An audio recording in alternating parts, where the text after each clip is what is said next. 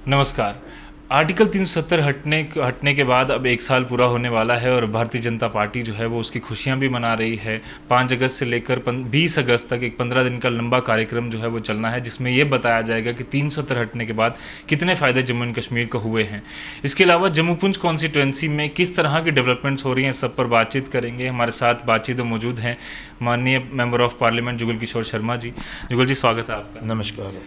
शर्मा साहब, किस तरह से देखते हैं आप आर्टिकल 370 के बाद की डेवलपमेंट्स को, क्योंकि अपोजिशन जो है वो लगातार क्रिटिसाइज़ कर रही है कि जो खुशियां आपने वादा किया था शायद वो नहीं आई हैं। बट हमें याद है कि 6 अगस्त को जो आपकी स्पीच थी जो पार्लियामेंट में, जो जिसकी चर्चा जो है वो काफ़ी लंबे समय तक चली कि ये चीज़ें जो है हमें 370 की वजह से नहीं मिली थी। आपको लगता है कि वो सारी चीज़ें अब मिलना शुरू हो रही हैं? ऐसे देखिए, 370 का हटना ही अपने आप में एक बहुत बड़ी उपलब्धि थी, क्योंकि करोड़ों लोगों की ये भावना थी कि 370 हटनी चाहिए। जम्मू कश्मीर के भी अधिकांश लोग चाहते थे कि 370 हटना चाहिए।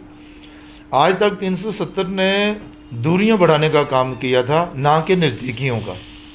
तो इसलिए 370 को हटाकर आदरणीय नरेंद्र भाई मोदी, देश के प्रधानमंत्री अमित शाह जी और उनकी टीम ने ये जो कलंक जवाहरलाल नेहरू और कांग्रेस की देन थी, शेख अब्दुल्ला के कहने पर जम्मू कश्मीर पर थोपा गया था। ये कहा गया था कि घिसते घिसते घिस जाएगी, वो घिसी नहीं, वो परमानेंट ही होती गई। तो इसको हटाना कोई छोटी बात नहीं थी, ये हटी, और जिस पर कि जम्मू कश्मीर के लोगों को बहुत गर्व है। रही बात जो आप कह रहे हैं कि जो बातें नहीं होती थी वो आज हैं, मुझे अच्छा लगेगा कि आप ये जो भारत पाक सीमा है, पुंछ से लेकर कठुआ तक चले जाएं और वहाँ पर जो लोग रह रहे हैं वो लोग हैं, ज़्यादातर लोग वो हैं जो 1947 में आए थे और शेख अब्दुल्ला के कहने पर जहाँ रुके थे, और उनको कहा गया था कि आपको पूरे अधिकार दिए जाएंगे, जिनको हम वेस्ट पाकिस्तान रेफ्यूजीज़ कहते हैं। वो दर बदर की ठोकरें 70 वर्षों तक खाते रहे। उनका बच्चा जो है वो कॉलेज में नहीं पढ़ सकता था, उनको वोट डालने का अधिकार नहीं था, चाहे वो पंचायत हो, पंच की इलेक्शन हो, सरपंच हो या एमएलए की हो, और ना ही वो खड़ा हो सकता था। ये कौन से देश के वासी थे? आज के युग में हम कहाँ रह रहे हैं? और उनकी दर्द, पीड़ा, वेदना को देखते हुए ये जो 370 का हटना है, मुझे लगता है कि उन लोगों के लिए यही 5 अगस्त का जो दिन था, यही आज़ादी का दिन था। और आपने सुना होगा कि उन लोगों ने ये तय किया है, उनके साथ ही हमारा जो वाल्मीकि समाज था, जो राजाओं के समय से जहाँ पर रह रहे थे, मतलब जब 1947 में देश आज़ाद हुआ उससे पहले के वहाँ पर रह रहे हैं। गोरखा समाज के हमारे लोग हैं, वो जहाँ पर पहले से रह रहे थे, लेकिन आज तक उनको भी इंसाफ नहीं मिल पाया था, और उनके बच्चों के साथ और उनके साथ भी यही व्यवहार किया जाता था। आज वो सारे लोग खुश हैं और उनको लगता है कि नहीं, कोई ऐसी सरकार आई है जिन्होंने उनके बारे में सोचा है। ये वो सारे काम थे जो आप कह रहे थे कि भाई 370 हटने के बाद क्या हुआ, तो ये सारे काम जो है उसके बाद ही हुए हैं।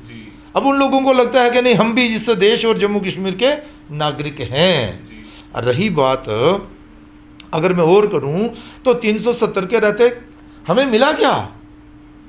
आज भी, आज तक हम जो थे वो केंद्र पर निर्भर थे कि भाई फंड्स आएंगे तो काम होंगे। तो फिर 370 के कारण क्या हो रहा था? सिर्फ यही हो रहा था कि 2-3 परिवार ऐसे थे जम्मू कश्मीर के जिनका पालन पोषण जो था वो 370 के माध्यम से ही हो रहा था, और हमारे साथ बेइंसाफ़ी होती थी। मैं आपको लद्दाख की बात बताऊं तो लद्दाख वाले चिल्लाते थे कि भाई हमारा हिस्सा हमें नहीं मिल रहा, जम्मू वाले चिल्लाते थे हमारा हिस्सा नहीं हमें मिल रहा, कश्मीर वाले भी आसपास के जितने क्षेत्र थे वो भी चलाते थे।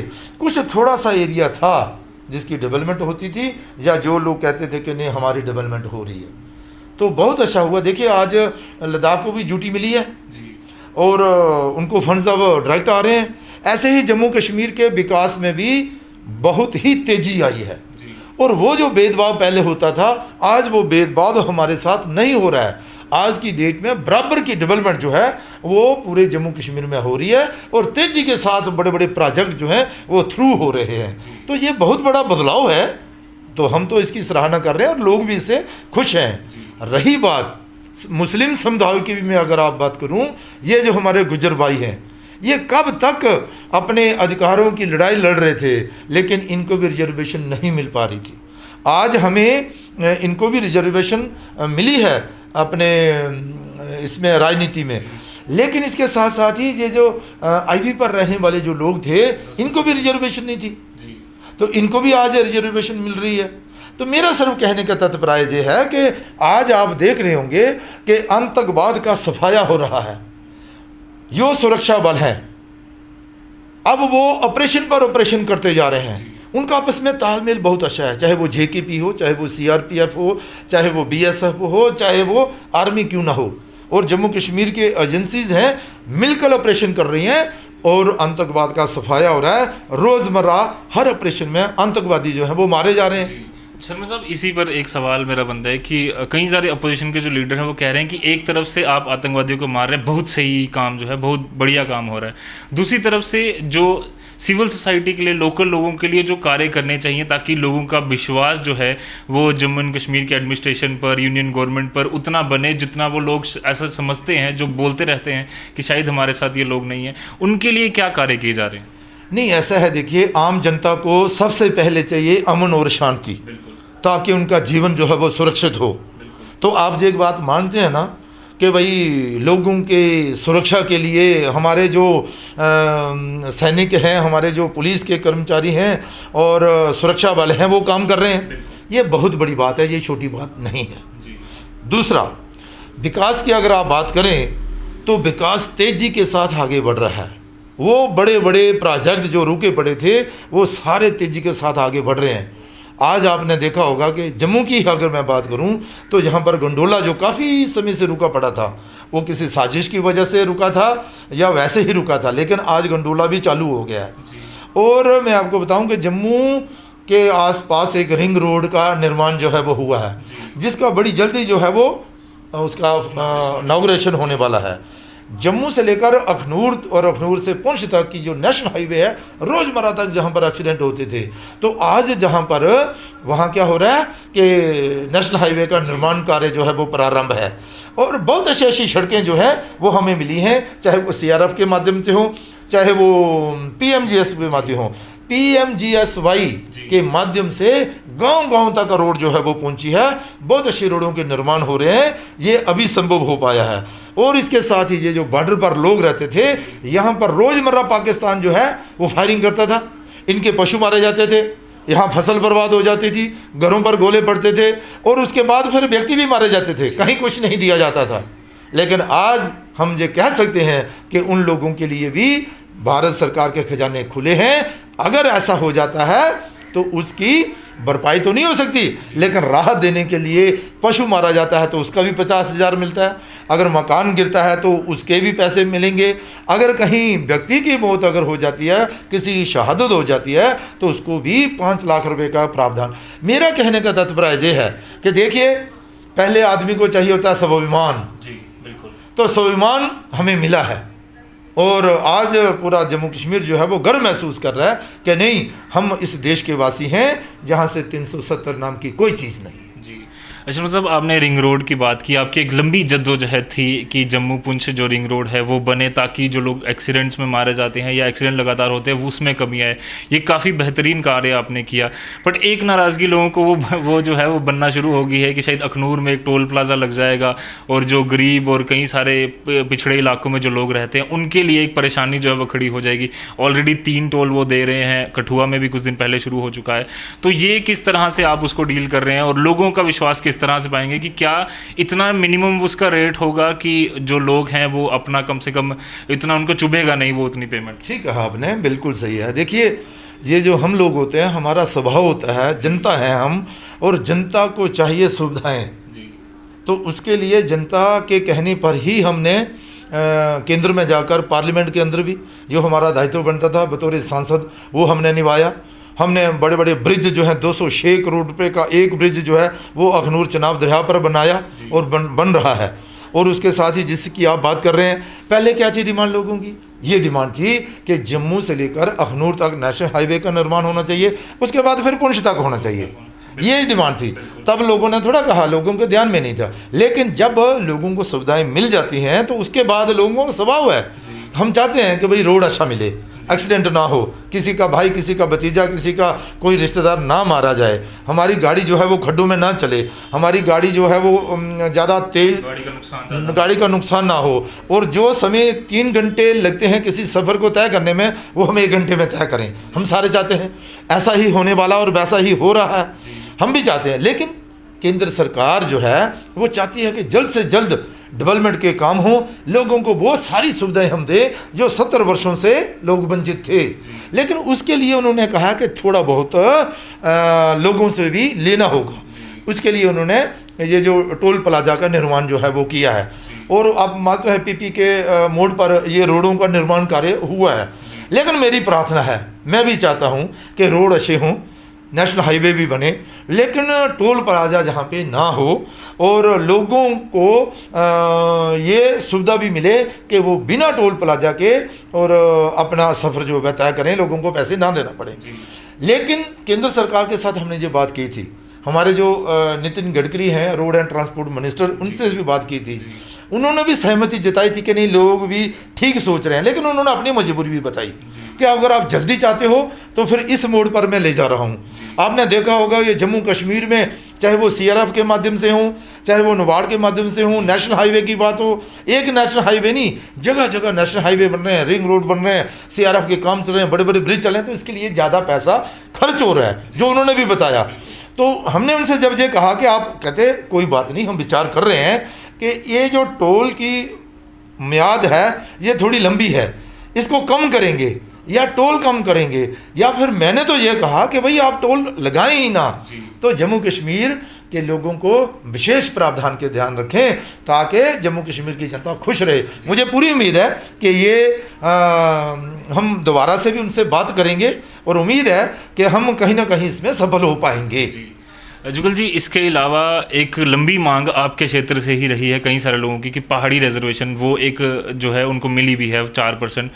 काफ़ी बड़ी उपलब्धि आपकी इस कॉन्स्टिट्यूंसी की और इस टेन्योर की रही है ये पहाड़ी रिजर्वेशन।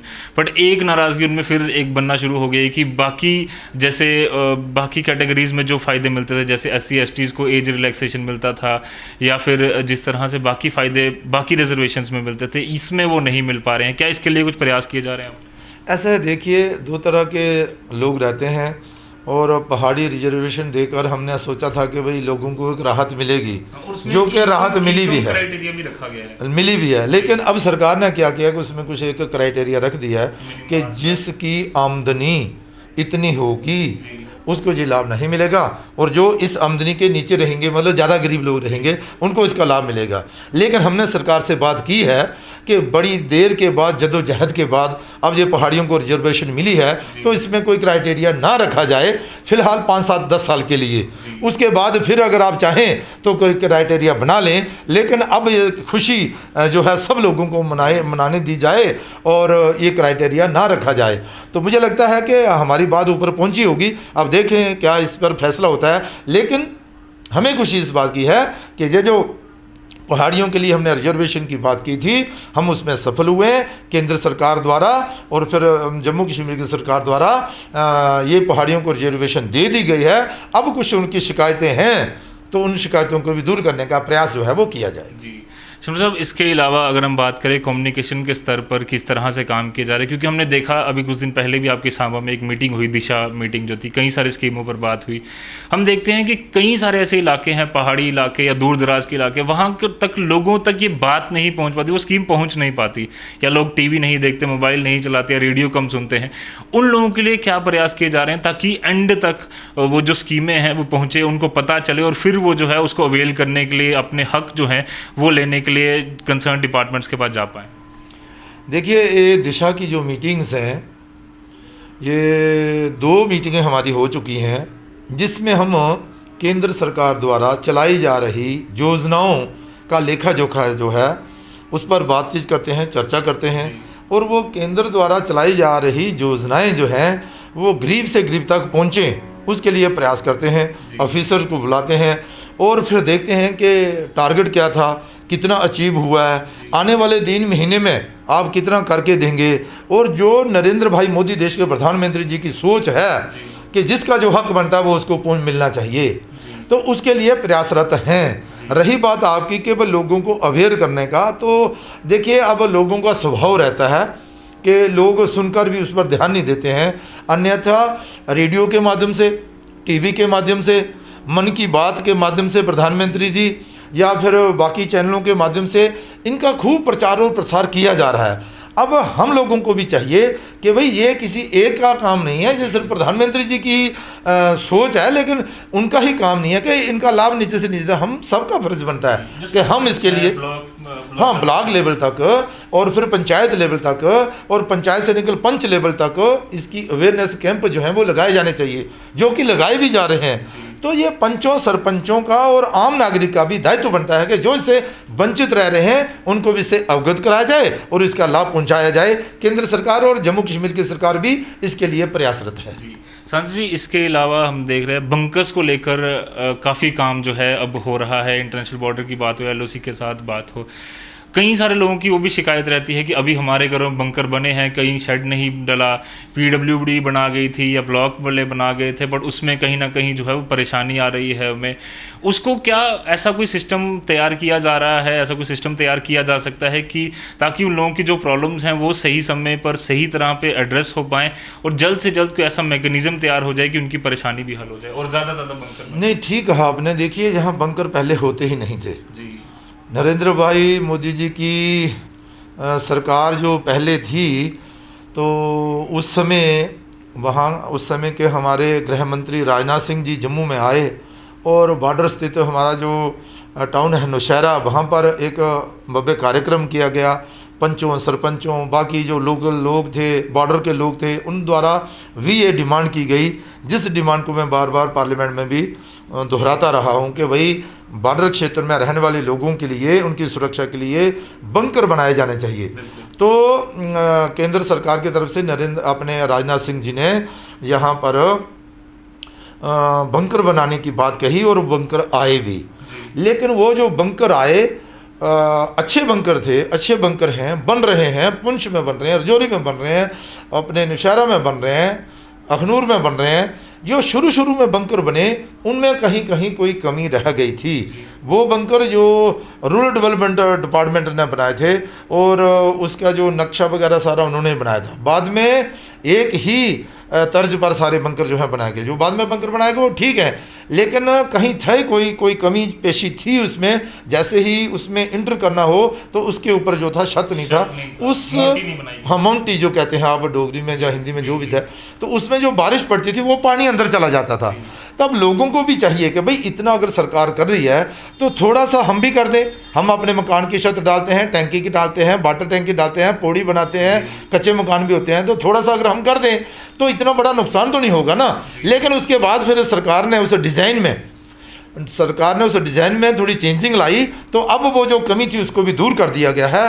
रही बात बंकरों की, बंकर तेजी के साथ बन रहे हैं, लेकिन बॉर्डर पर बंकर बनाने के लिए परेशानियों का भी सामना करना पड़ता है, लेकिन और भी बंकर की ज़रूरत है। अब लोग चाहते हैं कि इंडिविजुअल भी हमने बनाए थे 14,000 के करीब, और अब लोग और भी चाहते हैं। मुझे पूरी उम्मीद है कि ये जो प्रोजेक्ट ख़त्म होता है तो उसके बाद और भी बंकर जो हैं वो बॉर्डर क्षेत्र के लोगों के लिए आएंगे। जी बिल्कुल जी, आखिरी सवाल आपसे पूछूंगा कि जो जम्मू पुंछ कॉन्स्टिटेंसी ज़्यादातर अलग अलग भाषाओं की कॉन्स्टिटेंसी है, गोजरी अलग है, डोगरी कई सारे लोग बोलते हैं, मीरपुरी बोलते हैं, पुंछी बोलते हैं, पहाड़ी अलग लोग बोलने वाले हैं। क्या इनके लिए अलग अलग लेवल पर प्रयास किए जा रहे हैं कि ताकि इनकी रिप्रेजेंटेशन जो है वो नेशनल चैनल्स में कहीं ना कहीं की जाए, इनकी बोलियाँ, इनके कल्चर, जैसे हम देख रहे थे कुछ दिन पहले डोगरी को ख़त्म करने की बात जो है वो चलने शुरू हो गई थी। इन छोटे छोटे कस्बों के लिए, इन छोटी छोटी जो कल्चर्स हैं, एथनिसिटी इनकी अलग से है, इनके लिए क्या क्या प्रयास जो है आपके द्वारा किए जा रहे हैं? देखिए, द न्यूज़ नाउ द्वारा बहुत ही अच्छा प्रश्न आपने उठाया है। आज मैं आपके चैनल के माध्यम से देशवासियों को और जम्मू कश्मीर वासियों को बधाई देना चाहता हूँ। 34 वर्ष के बाद आज शिक्षा नीति जो है वो आई है नरेंद्र भाई मोदी जी के नेतृत्व में। हमारे जो रमेश पोखरियाल साहब हैं शिक्षा मंत्री, आज शिक्षा मंत्रालय का नाम भी शिक्षा मंत्रालय ही हो चुका है। ये पहले एचआरडी होता था, लेकिन आज शिक्षा मंत्रालय नाम हो चुका है, इसकी बधाई। दूसरा ये जो शिक्षा नीति आई है उसमें ये जो आपने बात कही ना कि भाई कहीं गोजरी और कहीं डोगरी और कहीं फिर मीरपुरी या दूसरी पुंछी बोली भी बोली जाती है, उन्होंने उसमें मैंने जो पढ़ा, मैंने जो देखा, मैंने जो टीवी में सुना, उन्होंने कहा कि आपकी लोकल लैंग्वेज जो है वो उसमें रहेगी और उसके बाद आपकी जो राष्ट्रीय भाषा है वो उसमें रहेगी। ये जब हम बेड़ चाल के नाते इंग्लिश के पीछे, अंग्रेजी के पीछे, अंग्रेजों द्वारा दी गई भाषा के पीछे दौड़ रहे थे, कहीं ना कहीं वहाँ अंकुश लगेगा। और ये जो आप कह रहे हैं कि लोकल भाषा जो हमारी, वो जो माँ बोली भाषा रहती है हमारी, जो हम शुरू में बचपन में बोलते हैं, जो हमारे माता पिता बोलते हैं, वो भाषा का भी अब विस्तार होगा, क्योंकि वो भी बच्चों को सीखने को मिलेगी और राष्ट्रीय भाषा भी मिलेगी, उसके बाद के फिर हमें इंग्लिश भी मिलेगी। इस नाते मैं केंद्र सरकार का आभार प्रकट करना चाहता हूँ कि हमारी जो संस्कृति थी, हमारी जो वेशभूषा थी, हमारी जो बोली थी, हम जो चाहते थे वो काम उन्होंने किए हैं। मुझे लगता है कि इस शिक्षा नीति के कारण भारतवर्ष दोबारा से विश्व गुरु बनने की ओर आगे बढ़ रहा है। तो इसलिए आपका प्रश्न बहुत सही था। आने वाले दिनों में आपको निश्चिंत रहें, ये सारी भाषाएं जहाँ जहाँ जो लोग बोलते हैं उनको बढ़ावा मिलेगा। मतलब अगर एक सवाल मैंने पहले भी आखिरी बोला, एक सवाल जाते जाते पूछूंगा ज़रूर, क्योंकि नहीं पूछूंगा तो लोग काफ़ी नाराज़ हो जाएंगे।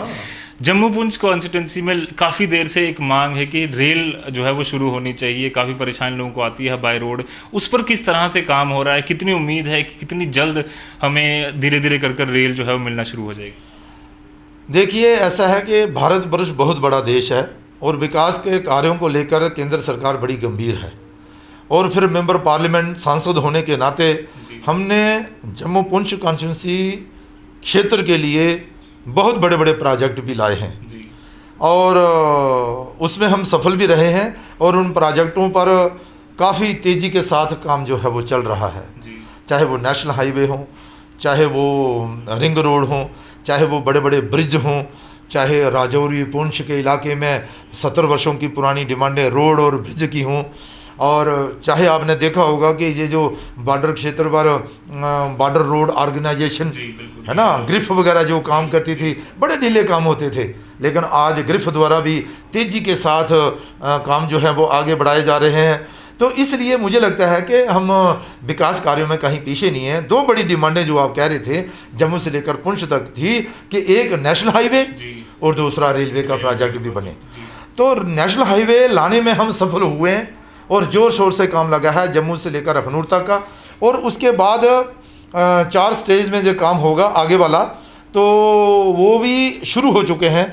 कहीं सुंदरबनी से शुरू हुआ है, कहीं नौशहरा से शुरू हुआ है। अब थोड़े दिन पहले एक टेंडर लगा था अखनूर से सुंदरबनी तक, तो उसमें मैं कहीं ना कहीं संतुष्ट हूँ, लोग भी संतुष्ट हैं कि वो उस काम में बड़े प्रोजेक्ट में हम सफल रहे हैं। दूसरा रहा कि भाई रेलवे का, तो ये भी हमारी सोच है कि रेल भी हमें पहुँचानी है, तो उसके लिए कब हम सफल होंगे उस दिन का आप इंतज़ार करें। लेकिन आज मैं ये कह सकता हूँ कि आज तक जो पहले मेंबर पार्लियामेंट रहे हैं मुझसे पहले, उन्होंने इन प्रोजेक्टों की तरफ देखा नहीं था, सिर्फ बातें करते थे लेकिन काम नहीं करते थे।